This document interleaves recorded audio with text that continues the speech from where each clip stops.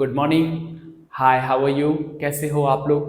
आज हम लोग बात करेंगे कि यदि आप प्लान बना रहे हो कनाडा जाने का, तो एज ए स्टूडेंट आपको क्या क्या चीज़ें इंडिया से कंप्लीट कर लेनी चाहिए।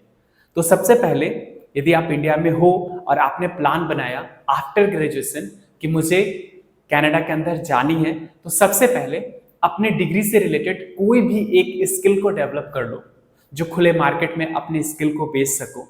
दूसरा, फ्रेंच लैंग्वेज सीख लो। और तीसरा, हमेशा याद रखो कि हमें काम वही करना है जो हमारा हमारा स्किल और डिग्री से रिलेटेड है। दूसरा कोई काम नहीं करना है। टेम्पररी काम मिले तो कर लो, बट परमानेंट कभी भी कन्वर्ट करने की कोशिश मत करो। 1 ईयर का एक्सपीरियंस उसी में लो जिसमें आपका डिग्री और स्किल है, ठीक है, जिसमें आपने अपनी डिग्री को एनहेंस करा, स्किल को एनहेंस करा है। टाइम वेस्ट ना करो। बहुत सारे स्टूडेंट वहां पे जाके, डिग्री होटल मैनेजमेंट से होता है तो वो स्टोर में काम कर रहा होता है, स्टोर का होता है तो वो होटल मैनेजमेंट में मतलब रेस्टोरेंट में काम कर रहा होता है, तो डिग्री इंटरसेक्शन चेंज कर लेता है वो। प्लीज ऐसा मत करो, ठीक है। आने वाला टाइम में आपको ही बहुत तकलीफ होने वाला है। तो 2 चीजें कंप्लीट करनी है। पहली चीज कि आप जाने से पहले कम से कम फ्रेंड्स तो अपना कंप्लीट करके ही जाओ, क्योंकि लास्ट ऑप्शन आपके पास फ्रेंच ही है जो आपको कनाडा में रोक सकता है। दूसरा कोई ऑप्शन नहीं है। इसीलिए क्योंकि हर कंट्री चाहती है कि मैं अपना कल्चर और लैंग्वेज दोनों को प्रमोट करूं, और कनाडा अब इस मामले में थोड़ा थोड़ा सीरियस होने लगा है। क्यूबेक पहले से सीरियस है, कनाडा उसको देख देख के हो रहा है, ठीक है। तो आने वाला जो टाइम है वो फ्रेंच को लेके क्रेज बढ़ता जा रहा है, और जिस तरह से क्रेज बढ़ता जा रहा है उस तरह से आउटपुट नहीं हो पा रहे हैं, क्योंकि आपको ये पता है फ्रेंच सीखने में टाइम लगता है, फ्री टाइम उसे देना पड़ता है। और इंडिया में आप रह के इसको बहुत प्यार से टाइम दे सकते हो, इवन कि कनाडा जाके उतना टाइम नहीं मिलता है। नंबर ऑफ क्वांटिटी स्टूडेंट का वहां से भी सीखते हैं, बट बहुत डिफिकल्ट उनके लिए होता है सरवाइव करना।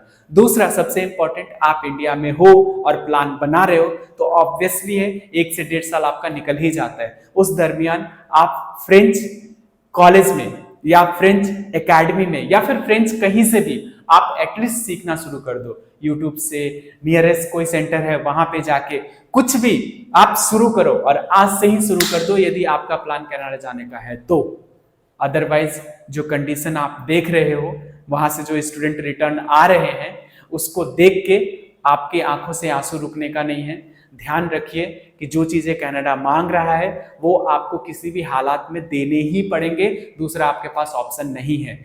आप यदि ज्यादा तेज तरार बनोगे तो बाद में अपने लाइफ के साथ ही जस्टिफाई नहीं कर पाओगे। इसलिए ईगो में मत रहो, ट्राई करो, कोशिश करो, अपने अंदर जो चीजें हैं उसको बाहर निकालने की कोशिश करो। आपको ये पता है भर भर के कनाडा भी डिग्री बेच रहा है, हर जगह डिग्रियां बेची जा रही है, बट स्किल आपके अंदर जो है उसको आपको निखारने की जरूरत है, बाहर निकालने की जरूरत है। क्योंकि कोई भी कंट्री अब आपके स्किल को देख के ही आपकी पेमेंट डिसाइड होगा, ना कि डिग्री को देख के। जैसे जैसे टाइम ड्यूरेशन आगे बढ़ेगा डिग्री की वैल्यू उस तरह से घटती चली जाएगी, बट आपकी स्किल की वैल्यू उसी तरह से बढ़ती चली जाएगी।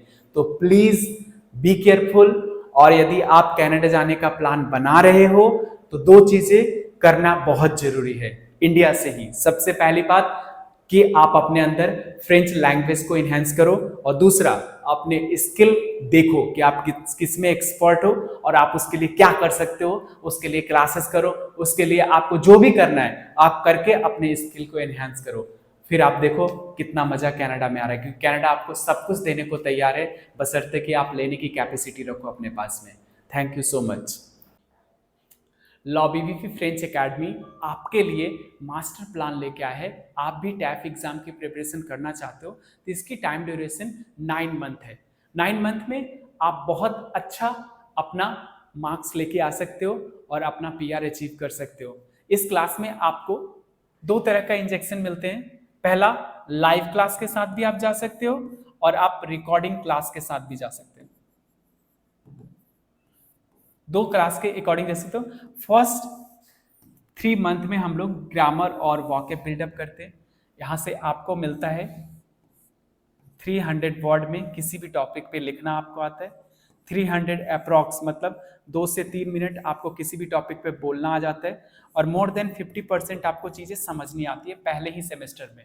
दूसरा सेमेस्टर में आप नेटिव स्पीकर के साथ बैठ के ये सारे प्रैक्टिस कर रहे होते हो, जो भी आपने सीखा, बेसिकली लिसनिंग, ओरल और राइटिंग। फुल प्रैक्टिस आप 3 मंथ में कर सकते हो। बट यहाँ पे आपको सिर्फ लाइव क्लास ही अवेलेबल है, रिकॉर्डिंग क्लास आपको नहीं दिया जाता, क्योंकि रिकॉर्डिंग क्लास का आपका कोई बेनिफिट नहीं होना यहाँ पे।